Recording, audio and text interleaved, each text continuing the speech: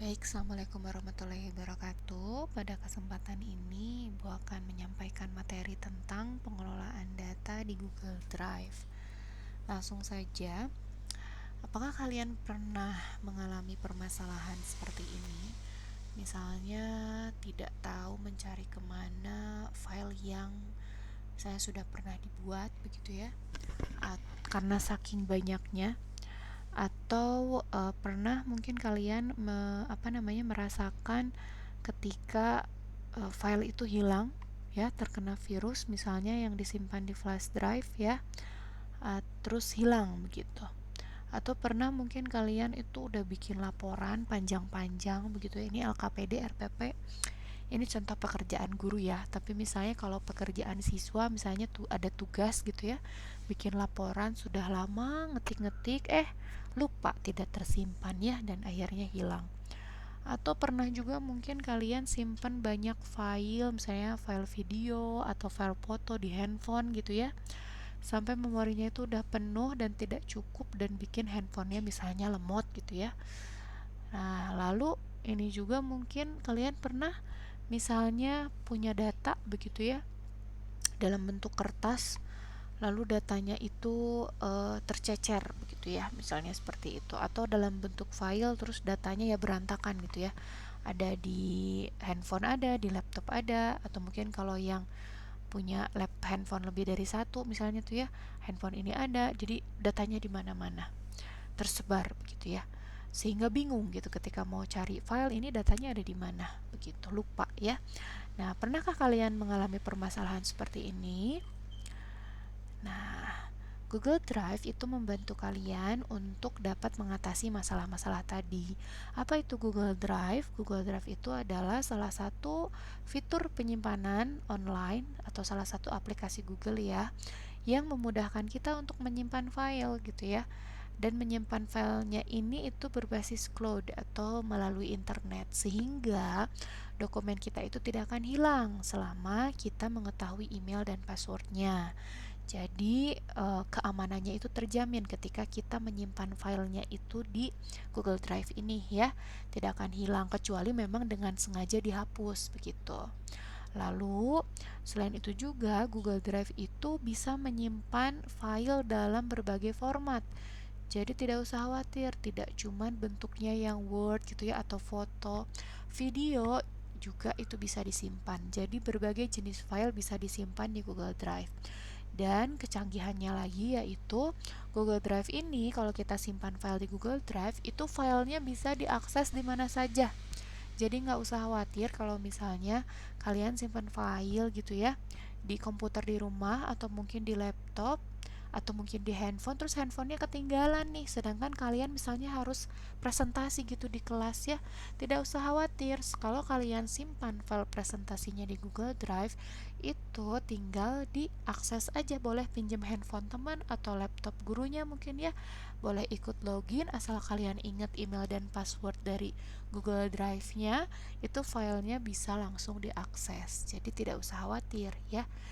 Nah, selain itu, kelebihan yang lainnya dari Google Drive, apalagi yang menggunakan akun Belajar ID, space penyimpanan datanya itu tidak terbatas. Wah, keren ya. Nih, jadi yang belum aktivasi akun Belajar ID, yang belum mengajukan, boleh nih mengajukan ya untuk akun Belajar ID-nya, karena penyimpanannya itu tidak terbatas.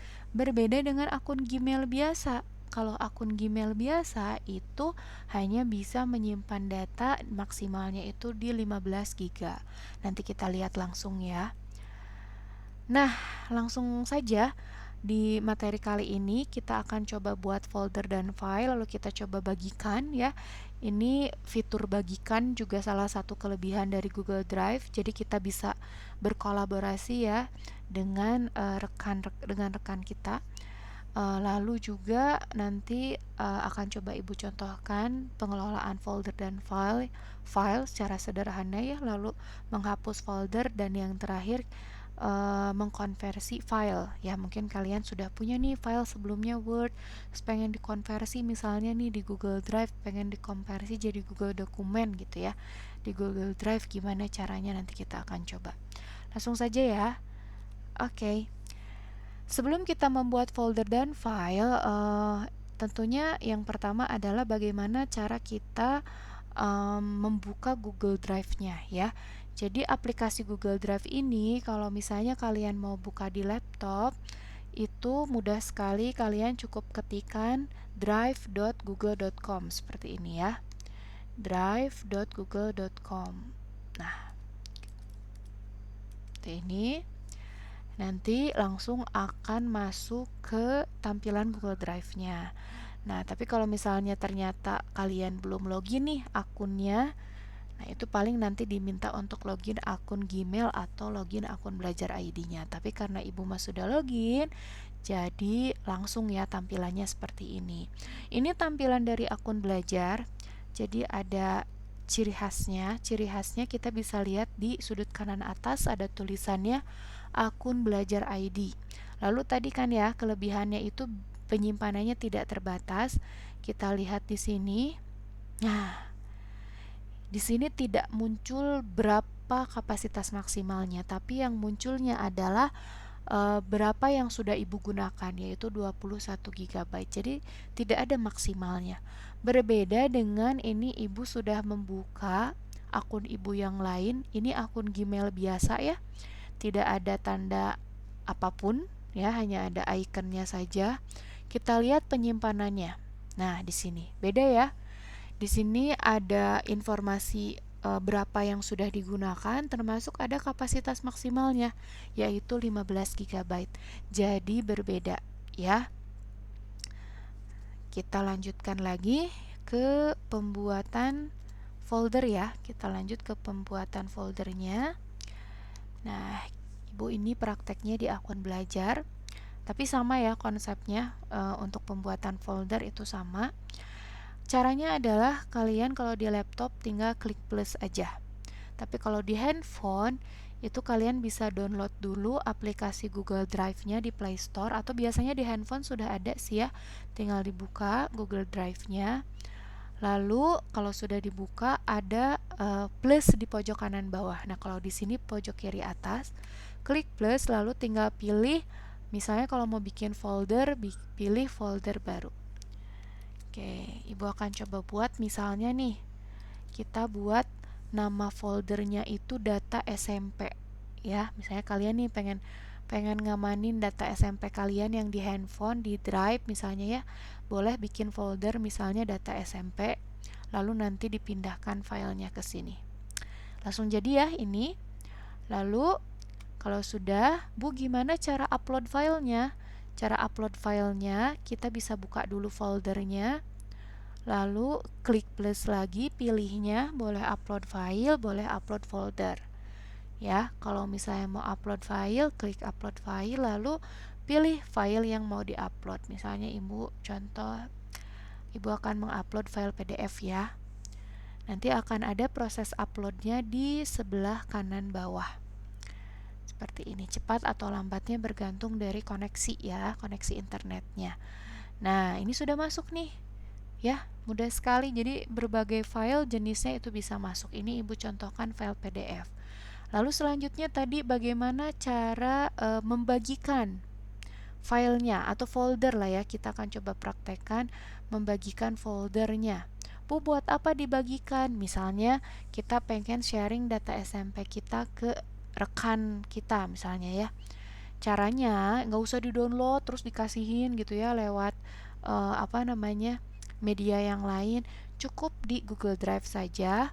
Kita akan bagikan folder ini agar teman kita juga bisa lihat. Caranya klik kanan lalu bisa klik bagikan. Nah, ini ada dua cara nih.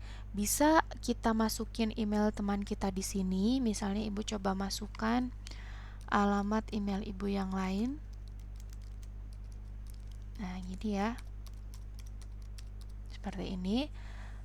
Lalu, kalau sudah, di sini ada pilihan. Nah, email ini tuh mau ngapain sih di folder kita? Hak aksesnya apa? Nah, di sini ada 3 hak akses. Ada pelihat, artinya teman kita yang nanti dimasukkan emailnya itu hanya bisa ngelihat aja datanya. tidak bisa menghapus, tidak bisa merubah nama filenya, tidak bisa ikut mengupload file di folder itu tidak bisa, karena hanya bisa melihat aja. Kalau pengomentar ya berarti hanya bisa ngomentarin aja. Atau editor, misalnya ini editor itu berarti sama kayak kita, dia bisa upload file juga, bahkan bisa menghapus file yang kita upload gitu. Ibu akan coba yang pelihat ya.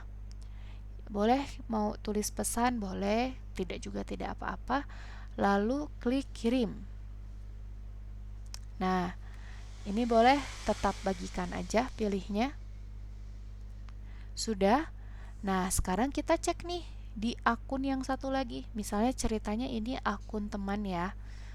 Nah, cara ceknya di mana temennya? Temennya bisa langsung cek email, sebenarnya bisa cek email atau bisa buka Google Drive juga, lalu pilihnya menu dibagikan kepada saya. Jadi siapa sih file-file apa aja sih yang dibagiin? Nah, di sini langsung masuk nih, ada data SMP. Nah, ini ya. Kita coba lihat data SMP-nya. Seperti ini. Ini data SMP-nya. Nah, lalu karena tadi kita setting sebagai pelihat, kita hanya bisa lihat aja ya di sini. Di akun ini hanya bisa lihat aja. Mau upload file nggak bisa tuh. Ini ibu klik kanan, tombol upload filenya ini tidak aktif. Ya, tidak bisa karena bukan editor. Memberikan komentar pun tidak bisa karena hanya pelihat. Begitu ya, mudah ya. Atau cara yang kedua adalah, misalnya, saya nggak mau minta email teman saya. Bisa juga dengan cara yang lain, yaitu dengan membagikan link. Caranya sama seperti tadi, klik kanan lalu pilih bagikan. Bisa pilih yang siapa saja yang memiliki link ya, biar yang bukan akun belajar juga itu bisa ngebuka juga. Kalau sudah, ini tinggal salin link aja. Ya, tinggal di copy. Salin link itu berarti ya di copy seperti ini, link sudah disalin, klik selesai. Lalu sudah bagikan link tersebut misalnya lewat WhatsApp atau lewat apa gitu ya. Seperti ini. Nanti akan terbuka juga sama ya. Itu adalah cara membagikan file. Lalu tadi bagaimana cara mengelola? Nah, apa yang bisa kita kelola di folder? Yang bisa kita kelola ya ini. Misalnya kita klik kanan, kita tadi bisa membagikan, kita bisa membuat pintasan, bisa memindahkan file. Lalu kita juga bisa memindahkan foldernya ke menu berbintang. Misalnya gini ya, ibu coba. Kita klik tambahkan berbintang, maka di sini kan ada menu berbintang ya. Nanti akan muncul nih di sini di menu berbintang. Tuh, data SPM. Jadi kan kalau misalnya datanya terlalu banyak, bingung ya. Nah, kita bisa tandain file yang penting itu dibintangin. Kalau mau dihapus dari berbintang, tinggal klik kanan lagi terus pilih hapus dari berbintang. Gitu. Mudah ya? Nah, itu beberapa pengelolaannya. Selain itu, ada lagi pengelolaan yang lain, misalnya pengen ganti nama filenya bisa, mau ubah warna foldernya juga bisa, misalnya jadi merah bisa, mau mendownload juga bisa. Lalu selanjutnya tadi kita juga bisa menghapus, misalnya udah di-download nih pengen dihapus gitu ya. Itu boleh, tinggal klik kanan lalu pilih hapus, nanti akan terhapus ya. Itu selanjutnya lagi misalnya apa ya, mau coba upload file Microsoft Word mungkin ya, tadi mau mengkonversi itu bisa, tinggal upload saja file Microsoft Word-nya. Misalnya ibu punya file Microsoft Word ya, coba ibu cari dulu apa ada file Microsoft Word. Oke, sebentar ya. Misalnya ibu punya file, nah ini makalah misalnya ya. Ini filenya docx, berarti ini file Microsoft Word ya. Ada tanda ikonnya juga, ada W-nya depannya. Nah ini. Nah, coba dilihat ya di sini. Ini langsung otomatis berubah ya. Apa tandanya setelah diupload? Dia terkonversi secara otomatis menjadi file Google Doc. Seperti itu. Itu ada di settingannya ya. Jadi kita bisa lihat di settingan setelan yang gambar gerigi, lalu klik setelan. Nah, Di sini kita bisa cari, nah ini di umum ada checklistan konversikan file upload ke format editor Google Dokumen. Nah, ini karena Ibu sudah setting secara otomatis ya, maka ketika Ibu uploadkan file Microsoft Word, ini secara otomatis ikonnya ganti karena dia sudah sebagai Google Dokumen. Nih ya. Tandanya apa Google Dokumen? Ya itu ikonnya ya. Ini icon Google Dokumen. Seperti itu cara untuk mengkonversi ya, salah satu cara untuk mengkonversi. Itu mungkin yang bisa Ibu sampaikan di kesempatan kali ini. Mohon maaf apabila ada kekurangan, mudah-mudahan bermanfaat. Wassalamualaikum warahmatullahi wabarakatuh.